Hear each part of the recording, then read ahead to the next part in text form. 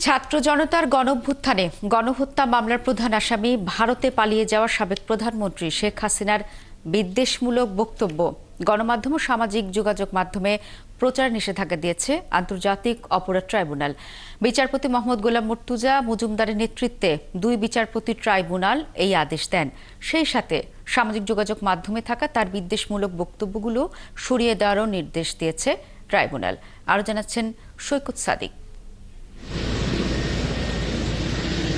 ছাত্র জনতার গণঅভ্যুত্থানের মুখে গেল 5 আগস্ট দেশ ছেড়ে ভারতে পালিয়ে যান পতিত আওয়ামী লীগ সরকারের সাবেক প্রধানমন্ত্রী শেখ হাসিনা। সেখানে বসে দেশের বর্তমান অন্তর্বর্তী সরকার ও আন্দোলনের সমন্বয়কদের নিয়ে বিদ্বেষমূলক বক্তব্য দিয়ে যাচ্ছেন। আন্তর্জাতিক অপরাধ ট্রাইব্যুনালের বিচার বাধাগ্রস্ত করতে সামাজিক যোগাযোগ মাধ্যমে দিচ্ছেন উস্কানিমূলক নির্দেশনা। তার এসব বক্তব্য ট্রাইব্যুনালের নজরে আনে প্রসিকিউশন।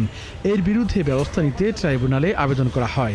ইউটিউব, ফেসবুক সহ সামাজিক যোগাযোগ মাধ্যমে প্রচারিত শেখ হাসিনার বক্তব্য সরিয়ে নেওয়ার সুযোগ আছে কিনা জানতে চাইলে প্রসিকিউটর জানান, আন্তর্জাতিক অপরাধ আইন অনুযায়ী এই সুযোগ রয়েছে। মত প্রকাশের স্বাধীনতার মধ্যে কাভার করে না, এগুলো মত প্রকাশের স্বাধীনতার পরিপন্থী।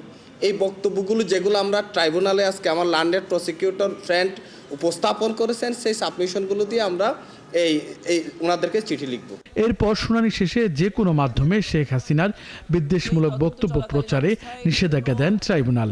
পাশাপাশি ইতিপূর্বে দেয়া এমন বক্তব্যগুলো সরিয়ে নেয়ার নির্দেশ দেন আদালত। যেখানে আমরা দেখতে পাচ্ছি যে উনি বলছেন যে 227টি মামলা হয়েছে, অতএব 227 জনকে মার্ডার করার সার্টিফিকেট পেয়েছি, লাইসেন্স পেয়েছি। উনি আরও বলছেন যে তোমাদের বাড়িঘর পোড়াচ্ছে, তাদের কি বাড়িঘর নাই?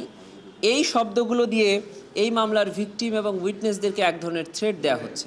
সব কিছু শুনে আমাদের আবেদনটি ট্রাইব্যুনাল মঞ্জুর করেছেন এবং বাংলাদেশ সরকারের যথাযথ কর্তৃপক্ষকে ট্রাইব্যুনাল আদেশ দিয়েছেন যে এই সকল হেট স্পিচ যেগুলো এখনও বিদ্যমান আছে সেগুলোকে রিমুভ করার জন্য, এবং ভবিষ্যতে যেন এই ধরনের কোনো হেট স্পিচ আর পাবলিক বা ব্রডকাস্ট না হয় সেজন্য উনি আদেশ প্রদান করেছেন। জুলাই আগস্টের গণহত্যার ঘটনা বিরোধী অপরাধে শেখ হাসিনার বিরুদ্ধে তদন্ত চলমান।